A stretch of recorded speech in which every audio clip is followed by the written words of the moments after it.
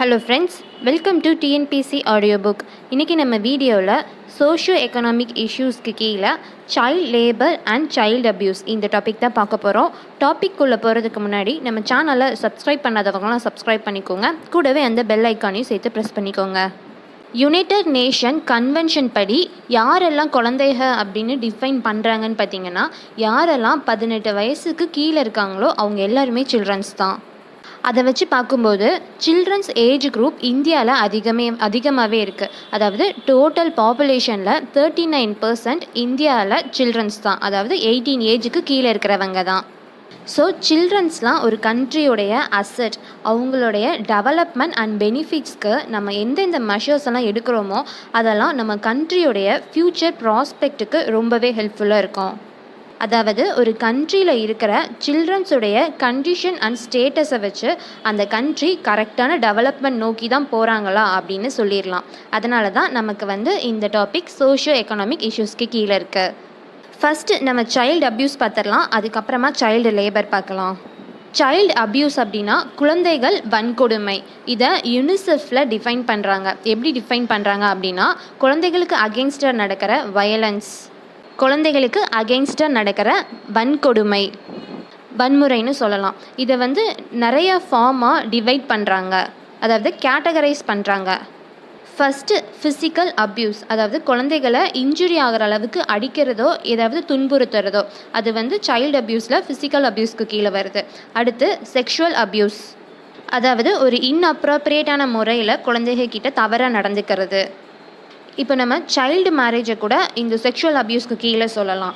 அடுத்து பார்த்திங்கன்னா emotional abuse, அதாவது குழந்தைகளை தகாத வார்த்தைகளில் தீட்டி அவங்கள மன உளைச்சலுக்கு ஆளாக்குறது.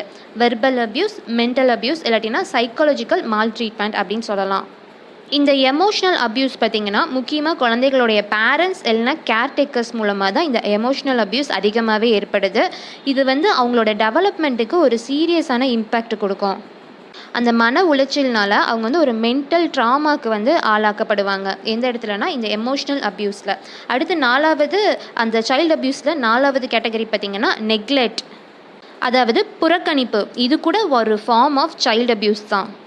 இந்த நெக்லெக்ட்னால குழந்தைகளுக்கு தேவையான பேசிக் நீட்ஸ் எல்லாம் கொடுக்க தவறுறாங்க. எக்ஸாம்பிளுக்கு பார்த்திங்கன்னா அவங்களுக்கு தேவையான எஜுகேஷன் இல்லாட்டினா எமோஷ்னல் சப்போர்ட் இதெல்லாம் கொடுக்க தவறுறது தான் நெக்லெக்ட். இதுவும் ஒரு ஃபார்ம் ஆஃப் சைல்டு அப்யூஸ் தான். ஸோ நமக்கு கொஸ்டினில் different form of child abuse அது எதனால் நடக்குது, அதை மாதிரி ஒவ்வொரு ஃபார்மும் எதனால் நடக்குது அப்படின்னு கூட கேட்கலாம். இதெல்லாம் எதனால் நடக்குது, காசஸ் இல்லாட்டினா ரீசன் அப்படின்னு பார்த்தீங்கன்னா, முக்கியமான காரணம் லேக் ஆஃப் அவேர்னஸ். எந்த ஒரு சோஷியல் ப்ராப்ளம் எடுத்துட்டாலும் அதுக்கு முக்கியமான காரணம் அவேர்னஸ் இல்லாதது தான் முக்கிய காரணம் சொல்லலாம்.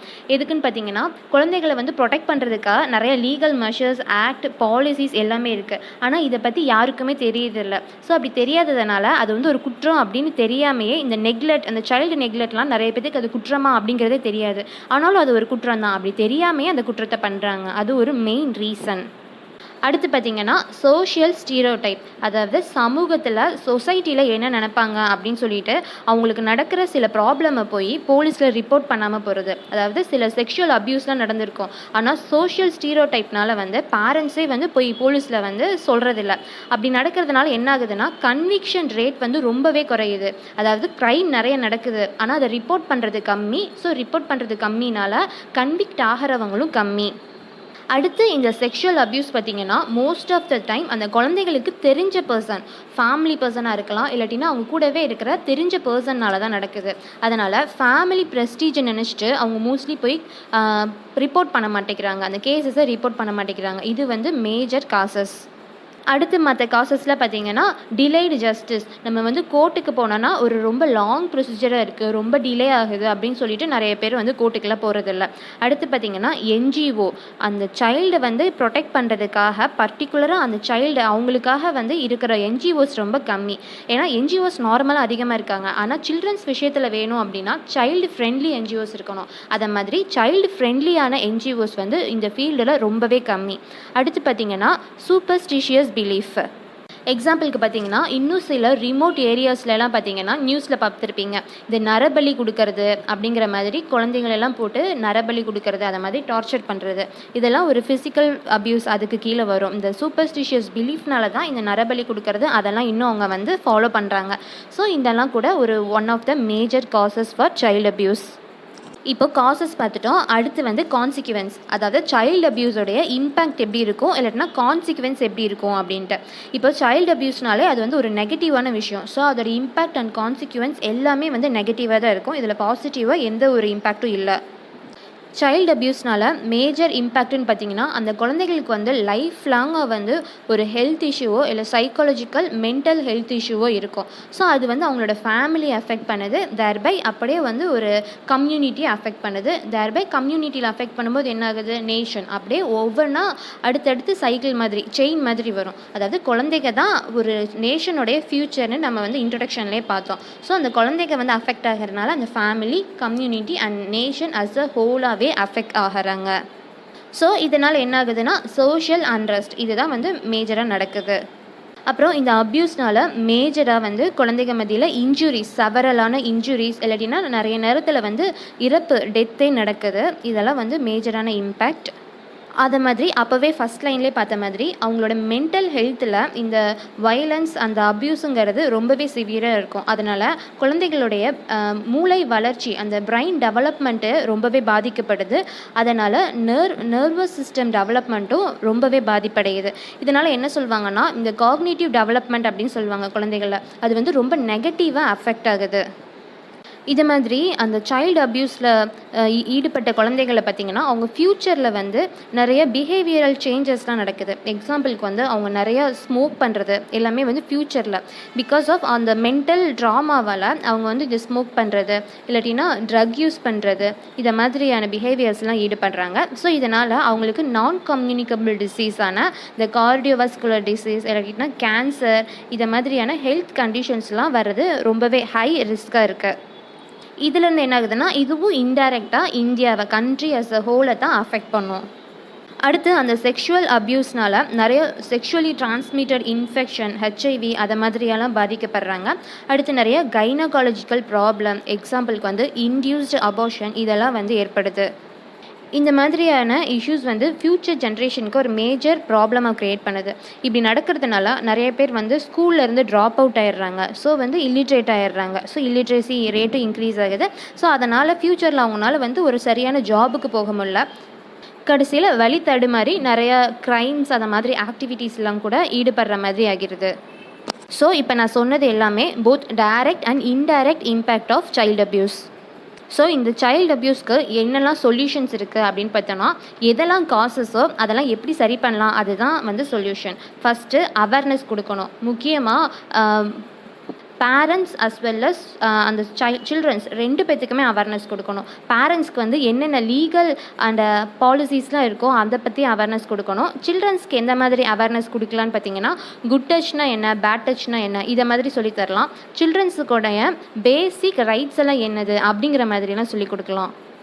அடுத்து லா என்ஃபோர்ஸ்மெண்ட்டை இன்னும் ரொம்ப நல்லா இம்ப்ளிமெண்ட் பண்ணணும். அடுத்து வந்து சைல்டு ஃப்ரெண்ட்லி ட்ரீட்மெண்ட். நான் சொன்னது என்னென்னா ஆல்ரெடி நிறைய மெஷர்ஸ் எல்லாம் இருக்குது. இந்த மெஷர்ஸ்லாம் நம்ம அடுத்து பார்ப்போம், கவர்மெண்ட்டுடைய மெஷர்ஸ் எல்லாம்.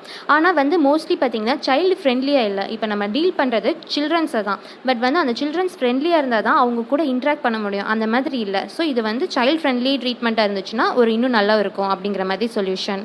அடுத்து நான் சொன்னேன்ல ஆல்ரெடி என்ஜிஓஸ் வந்து இந்த ஃபீல்டில் கம்மியாக இருக்காங்கன்னு சொல்லிட்டு. ஸோ நம்ம என்ஜிஓஸை இன்க்ரீஸ் பண்ணணும். அதுவும் சைல்டு ஃப்ரெண்ட்லியான என்ஜிஓஸை வந்து இன்க்ரீஸ் பண்ணணும். அடுத்து மானிட்டரிங் மெக்கானிசம்ஸ் எல்லாம் இன்னும் ரொம்ப பூஸ்ட் பண்ணணும்.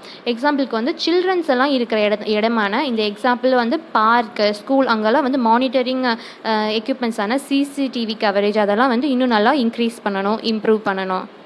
ஸோ இதெல்லாம் ஒரு சில சொல்யூஷன்ஸ். இப்போது ஆல்ரெடி நிறைய மெஷர்ஸ் எல்லாம் வந்து கவர்மெண்ட் எடுத்திருப்பாங்க. அந்த மெஷர்ஸ் அதெல்லாம் என்னது அப்படின்னு சொல்லிட்டு பார்த்துடலாம். ஃபஸ்ட்டு வந்து கான்ஸ்டியூஷன்லேயே வந்து இந்த சைல்டு அப்யூஸ் அது மாதிரி சைல்டு ப்ரொடெக்ஷனுக்கு நிறைய ஆர்டிகல்ஸ் இருக்கும்.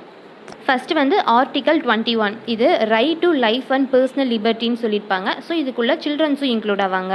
அடுத்து ஆர்டிக்கல் 21A, இதில் வந்து கம்பல்சரியாக எஜுகேஷன் கொடுக்கணும் அப்படின்னு சொல்லியிருப்பாங்க. அதாவது 6லேருந்து 14 வயசுக்குள்ளே இருக்கிற குழந்தைகள் எல்லாத்துக்குமே கம்பல்சரியாக எஜுகேஷன் கொடுக்கணும் அப்படின்னு சொல்லியிருப்பாங்க. ஸோ இந்த இடத்துல என்ன ஆகுது, சைல்டு நெக்லெக்ட் அப்படிங்கிற அப்யூஸை வந்து நம்ம தடுக்கிறோம். அடுத்து ஆர்டிக்கல் 24, இதில் வந்து குழந்தைகளை ஹசார்டஸான எம்ப்ளாய்மெண்ட்லாம் வந்து ஈடுபடுத்தக்கூடாது அப்படின்னு சொல்லி, அதாவது சைல்டு லேபரை இருக்கக்கூடாது அப்படிங்கிறதுக்காக சொல்லியிருப்பாங்க. சைல்டு லேபரை பற்றி இன்னும் நம்ம டீட்டெயிலாக அடுத்து பார்ப்போம். அடுத்து ஆர்டிக்கல் 39Fல வந்து ஒன்று சொல்லியிருப்பாங்க. சில்ட்ரன்ஸை வந்து ஒரு ஹெல்த்தியான என்விரான்மெண்ட்டில் அவங்கள வந்து வளர்க்கணும், அதை மாதிரி ஒரு ஆப்பர்ச்சுனிட்டி வந்து அவங்கவுங்க குழந்தைகளுக்கு ஏற்படுத்தி தரணும் அப்படின்னு சொல்லியிருப்பாங்க. இது எல்லாமே வந்து கான்ஸ்டிடியூஷனல் ப்ரொவிஷன்ஸ். அடுத்து கிரிமினல் பனிஷபிள்ஸ், அதாவது கிரிமினல் பனிஷ்மெண்ட். கவர்மெண்ட் சில ஆக்டிவிட்டீஸ் எல்லாம் கிரிமினல் பனிஷ்மெண்ட் அப்படின்னு சொல்லிட்டு வச்சுருப்பாங்க. எதெல்லாம் அப்படின்னு பார்த்தோன்னா, இந்த ஃபீமேல் ஃபோர்ட்டிசைட்ஸ், அதாவது குழந்தைகள், பெண் குழந்தைகளை வந்து கொல்றது, இதெல்லாம் வந்து கிரிமினல் அஃபென்ஸ். அடுத்து இன்ஃபான்டிசைட்ஸ், அது மாதிரி selling of childrens for prostitution, girl சைல்டை வந்து இப்படி தவறான இதில் வந்து வழி நடத்துறது மாதிரி அவங்கள விற்கிறது வாங்கிறது, இதெல்லாம் வந்து கிரிமினல் அஃபென்ஸ்.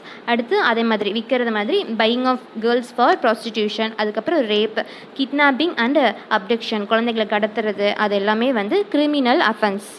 ஸோ இதெல்லாம் வந்து கவர்மெண்ட் என்னென்ன மெஷர்ஸ்லாம் எடுத்திருக்காங்க அப்படின்னு சொன்னால் இந்த பாயிண்ட்ஸ் எல்லாம் நம்ம அங்கங்கே சொல்லலாம். இப்படி வந்து சில்ட்ரன்ஸ்க்கு இந்த ப்ராப்ளம் இருக்குது, இதை டேக்கிள் பண்ணுறதுக்கு கவர்மெண்ட் வந்து இப்படி இதெல்லாம் வந்து பனிஷபிள் அஃபென்ஸாக வந்து மாற்றிருக்காங்க அப்படின்னு சொல்லிட்டு எழுதலாம்.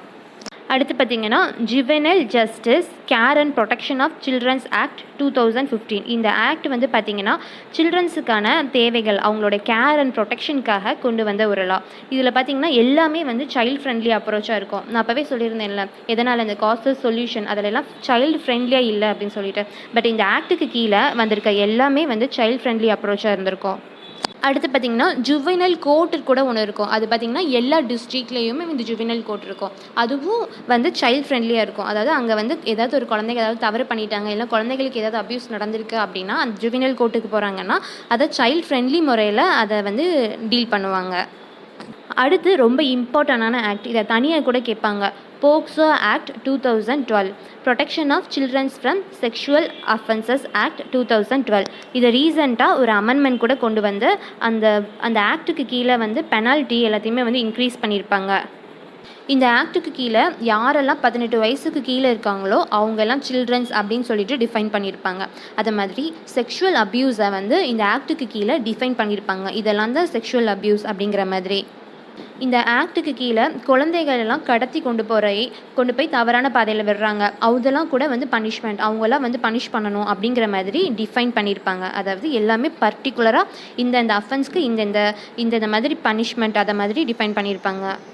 இந்த ஆக்டுக்கு கீழேயும் எல்லாமே வந்து சைல்டு ஃப்ரெண்ட்லி ப்ரொசீஜராக இருக்கும். இதில் வந்து ஒரு ஸ்பெஷல் கோர்ட் வந்து உருவாக்கியிருப்பாங்க. இந்த போக்சோ ஆக்டுக்கு கீழே வந்து வர க்ரைம் எல்லாத்துக்குமே வந்து ஒரு ஸ்பெஷல் கோர்ட் எடுத்து அதில் ட்ரையல் வச்சுருப்பாங்க. ஸோ அது எல்லாமே வந்து சைல்டு ஃப்ரெண்ட்லி மேனரில் இருக்கணும் அப்படிங்கிறதுக்காக. ஸோ இதை வந்து ஒரு 2018 ஒரு அமெண்ட்மெண்ட் கொண்டு வந்திருப்பாங்க. என்ன அப்படின்னா 12 வயசுக்கு கீழே இருக்கிற குழந்தைகளெல்லாம் ரேப் பண்ணவங்க எல்லாத்துக்குமே வந்து டெத் பெனால்ட்டி அப்படின்னு சொல்லிட்டு அவங்களுக்கான பனிஷ்மெண்ட்டை இன்க்ரீஸ் பண்ணியிருப்பாங்க. அது மாதிரி இந்த அமெண்ட்மெண்ட்டுக்கு முன்னாடிலாம் பார்த்திங்கன்னா ஒரு சைல்டு அப்யூஸ் கேஸ் நடந்திருக்கு அப்படின்னா அதை வந்து ரிப்போர்ட் பண்ணுறதுக்கு ஒரு குறிப்பிட்ட டைம் இருக்கும். அதுக்கு மேலே ரிப்போர்ட் பண்ணனா அது வந்து ரொம்ப நாள் கழித்து ரிப்போர்ட் பண்ண மாதிரி இருக்கும். பட் இந்த ஆக்டுக்கு கீழே நம்ம ஆல்ரெடி பார்த்தோம்ல, காசஸில் நிறைய பேர் வந்து இந்த சோஷியல் ஸ்டீரியோடைப்னால் ரிப்போர்ட் பண்ண மாட்டேங்கிறாங்க. ஸோ சில பேர் வந்து மெதுவாக கொஞ்ச நாள் கழித்து தான் அவங்களுக்கு வந்து ஒரு நம்பிக்கையோ கரேஜோ வந்து ரிப்போர்ட் பண்ணலாம் அப்படின்னு சொல்லிட்டு போயிருப்பாங்க. அதனால் வந்து இந்த ஆக்டில் அமெண்ட்மெண்ட் பண்ணும்போது நீங்கள் வந்து இன்சிடெண்ட்டை எப்போ வேணாலும் ரிப்போர்ட் பண்ணலாம் அப்படிங்கிற மாதிரி குறிப்பிட்ட டைம் லிமிட் இல்லை அப்படின்னு சொல்லிட்டு அமெண்ட் பண்ணியிருப்பாங்க. அடுத்து பார்த்திங்கன்னா integrated child protection scheme ICPS 2019. இதுவும் பார்த்திங்கன்னா சில்ட்ரன்ஸோட ரைட்டெல்லாம் ப்ரொடெக்ட் பண்ணணும், சில்ட்ரன்ஸோட இன்ட்ரெஸ்ட்டுக்காக இந்த ஸ்கீமை கொண்டு வந்திருப்பாங்க. இதில் வந்து பார்த்திங்கன்னா பப்ளிக் அவேர்னஸை க்ரியேட் பண்ணணும் அப்படிங்கிற மாதிரியான முயற்சியெலாம் எடுத்திருப்பாங்க. அதே மாதிரி சைல்ட் ப்ரொடெக்ஷனை ஒவ்வொரு லெவல்லையும் சொல்லியிருப்பாங்க. அதாவது ஃபேமிலி லெவலில் சைல்ட் ப்ரொடெக்ஷன் பண்ணணும், கம்யூனிட்டி லெவலில் எப்படி ப்ரொடெக்ட் பண்ணணும், அதை மாதிரி ஸ்ட்ரக்சரைஸ் பண்ணியிருப்பாங்க. அதுதான் இந்த ICPS ஸ்கீம் 2019. அடுத்து பார்த்திங்கன்னா சைல்டு லைன் இந்தியா. இது வந்து ministers of women and child development, அதுக்கு அவங்களோட ஒரு ப்ராஜெக்ட், அவங்களுக்கு கீழே வர ஒரு ப்ராஜெக்ட். சைல்டு லைன் இந்தியா அப்படிங்கும்போதே தெரியுது. இது வந்து ஒரு ஹெல்ப் லைன், டெலிஃபோன் லைன். எதுக்குன்னா சில்ட்ரன்ஸாக இருக்க அது ப்ராப்ளம் அப்படின்னா இந்த டோல் ஃப்ரீ நம்பருக்கு கால் பண்ணி அவங்க வந்து அவங்களோட பிரச்சனையை சொல்லலாம். அடுத்து பார்த்திங்கன்னா நேஷ்னல் பாலிசி ஆன் சில்ட்ரன் 2013. இந்த நேஷ்னல் பாலிசி ஆன் சில்ட்ரனில் ஒரு 4 ப்ரையாரிட்டி ஏரியா சொல்லியிருப்பாங்க சில்ட்ரன் ப்ரொடெக்ஷனுக்கு கீழே. எதெல்லாம் பார்த்திங்கன்னா சர்விவல், அதுதான் ஃபஸ்ட்டு. 2வது ஹெல்த் அண்ட் நியூட்ரிஷன். 3வது எஜுகேஷன் அண்ட் டெவலப்மெண்ட். 4வது ப்ரொடெக்ஷன் அண்ட் பார்ட்டிசிபேஷன். இந்த 4 வந்து சில்ட்ரன் ப்ரொடெக்ஷனுக்காக முக்கியமான 4 கீ பாயிண்ட்ஸ் அப்படின்னு சொல்லி இந்த 4 இடத்துலையும் இம்பார்ட்டண்டான ஃபோக்கஸ் கொடுத்துருப்பாங்க. இதுக்கு கீழேனா இந்த நேஷ்னல் பாலிசி ஆன் சில்ட்ரன், இதுக்கு கீழே இந்த 4 விஷயத்துக்கு ஃபோக்கஸ் கொடுத்துருப்பாங்க. ஸோ கவர்மெண்ட் எடுத்த மெஷர்ஸ் எல்லாமே இவ்வளோ இருக்குது, நிறைய இருக்குது. இந்த மெஷர்ஸ் எல்லாம் வந்து நம்ம இம்ப்ளிமெண்ட் பண்ணுறதுக்கு என்னென்ன மாதிரியான சேலஞ்சஸ் எல்லாம் நம்ம ஃபேஸ் பண்ணுறோம் அப்படின்னு வந்து இப்போ பார்க்க போகிறோம். ஃபஸ்ட்டு பார்த்திங்கன்னா ஏஜ் கான்ட்ராடிக்ஷன், அதாவது சைல்டுங்கிறத டிஃபைன் பண்ணியிருந்தாங்கல்ல, 18 வயசுக்கு கீழே இருக்கிறவங்கலாம் சில்ட்ரன் அப்படின்னு சொல்லிட்டு. ஆனால் ஒவ்வொரு ஆக்ட்லேயும் ஒவ்வொரு டிஃப்ரெண்ட்டான இருந்துச்சு. எக்ஸாம்பிளுக்கு வந்து இந்த போஸ்கோ ஆக்டில் வந்து 18 வயசுக்கு கீழே இருக்கிறவங்கலாம் குழந்தைகள் அப்படின்னு சொல்லியிருப்பாங்க. ஆனால் இதுவே வந்து ஜுவீனல் ஜஸ்டிஸ் ஆக்டில் பார்த்திங்கன்னா 16 வயசுக்கு கீழே இருக்கிறவங்களாம் குழந்தைகள் அப்படின்னு சொல்லியிருப்பாங்க. அதனால் இந்த 2-3 ஆக்டெல்லாம் வந்து டிஃப்ரெண்ட்டாக இருக்கனால கான்ட்ராடிக்டாக ஆகுது. அடுத்து இந்த குழந்தைகளுடைய கேஸில் எல்லாம் டீல் பண்ணுறவங்களுக்கு ப்ராப்பரான ட்ரைனிங் இல்லை. அதாவது குழந்தைகளான சென்சிட்டிவான கேசஸ் எல்லாம் டீல் பண்ணும்போது சைல்ட் ஃப்ரெண்ட்லி மேனர் இருக்கணும்னு சொன்னேன். அதுக்கேற்ற மாதிரி ப்ராப்பர் ட்ரைனிங் இல்லை. எக்ஸாம்பிளுக்கு வந்து அந்த போலீஸ் ஆஃபீஸர் ஒருத்தவங்க அதில் வந்து கேஸை டீல் பண்ணுறாங்கன்னா அவங்களுக்கு வந்து குழந்தைகள் எப்படி டீல் பண்ணணும் அப்படிங்கிற மாதிரியான ட்ரைனிங் கொடுக்கல. அடுத்து இந்த குழந்தைகள்லாம் வந்து அவங்களாம் மன ரீதியாக வந்து அஃபெக்ட் ஆகிருப்பாங்க. அந்த ட்ராமா, மென்டல் ட்ராமான்னு சொல்லியிருந்தேன். அவங்களுக்குலாம் வந்து கவுன்சிலிங் அவைலபிலிட்டி, அவங்க ரெக்கவர் ஆகிறதுக்கான கவுன்சிலிங் அவைலபிலிட்டியே இந்த மேலே சொல்லியிருந்த எந்த இதுலேயுமே வந்து பெருசாக இம்பார்ட்டன்ஸ் கொடுக்கல. அடுத்து பார்த்திங்கன்னா இந்த மெடிக்கல் ப்ரொஃபஷனல்ஸ், அவங்களாம் வந்து ரிமோட் ஏரியாவில் இது மாதிரி ஏதாவது அப்யூஸ் வந்து நடந்துருந்துச்சுன்னா அந்த இடத்துல வந்து முக்கியமாக மெடிக்கல் ப்ரொஃபஷனல்ஸ் இல்லை. அதே மாதிரி அவங்களுக்கும் சைல்டு ஃப்ரெண்ட்லி மேனர்ஸ் இல்லை. அதே மாதிரி டே டு டே பார்த்திங்கன்னா சில்ட்ரன்ஸ் மிஸ்ஸிங் கேசஸ் வந்து இன்க்ரீஸ் ஆகிக்கிட்டே இருக்குது. ஆனால் வந்து அவங்கள வந்து எப்படி ட்ரேஸ் பண்ணுறது அப்படிங்கிறதெல்லாம் வந்து ரொம்ப இன்அடிக்வெண்ட்டாக இருக்குது. ஸோ ஆல்ரெடி வந்து இதெல்லாம் எப்படி நம்ம சால்வ் பண்ணலாம் அப்படிங்கிற மாதிரி சொல்யூஷன்ஸ் பார்த்தோம். அது கூட இப்போ நான் சொன்ன இந்த மிஸ்ஸிங் சில்ட்ரன்ஸ் கேஸெல்லாம் நம்ம வந்து இன்க்ரீஸ் பண்ணுறதுக்கு அவங்கள அந்த ட்ராக்கிங் எல்லாம் வந்து இன்னும் நம்ம எக்ஸ்பேண்ட் பண்ணணும். அதே மாதிரி மேற்கொண்டு நான் சொன்ன மாதிரி இந்த சைல்டு லைன் சர்வீசஸ்லாம் இன்னும் நம்ம எக்ஸ்பேண்ட் பண்ணணும். அந்த எமர்ஜென்சி சைல்டு லைன் சர்வீசஸ் அதெல்லாம் சைல்ட் ப்ரொடெக்ஷனுக்கு இன்னும் அடிக்குவேட்டான ஃபினான்ஷியல் ரிசோர்ஸஸ் அண்ட் ஹியூமன் ரிசோர்ஸஸ்லாம் அலோகேட் பண்ணணும். அடுத்து பேரண்ட்ஸுக்கான பேரண்டிங் ஸ்கில்லை இன்னும் நல்லாவே என்ஹான்ஸ் பண்ணணும். ஸோ அதுதான் வந்து பேசிக்கான லெவல். ஸோ இதெல்லாம் தான் வந்து ஒரு இம்பார்ட்டன்ட் சொல்யூஷன் மாதிரி. ஸோ இந்த வீடியோவில் நம்ம சைல்டு அப்யூஸ்னால் என்னென்னு பார்த்துட்டோம், அதோட கேட்டகரைஸ் பார்த்துருந்தோம், எதனால் நடக்குது, causes and consequence and solutions பார்த்தோம். அது கூடவே இந்த சைல்டு அப்யூஸ்க்கு அகேன்ஸ்டாக கவர்மெண்ட் எடுத்திருந்த மெஷர்ஸ் எல்லாமே பார்த்துட்டோம். அடுத்த வீடியோவில் இதே மாதிரி சைல்டு லேபர் அந்த டாபிக் கீழே கவர்மெண்ட் மெஷர்ஸ், காசஸ், கான்சிக்வன்ஸ் எல்லாமே பார்த்துடலாம். இந்த வீடியோவில் உங்களுக்கு ஏதாவது டவுட் இருந்துச்சுன்னா கமெண்ட் பாக்ஸில் கேளுங்க. Thank you friends for listening to TNPSC audio book. உங்களுக்கு இந்த வீடியோ பிடிச்சிருந்துச்சுன்னா லைக் பண்ணுங்கள், சப்ஸ்கிரைப் பண்ணுங்கள் and also bell button press பண்ண மறந்துடாதீங்க.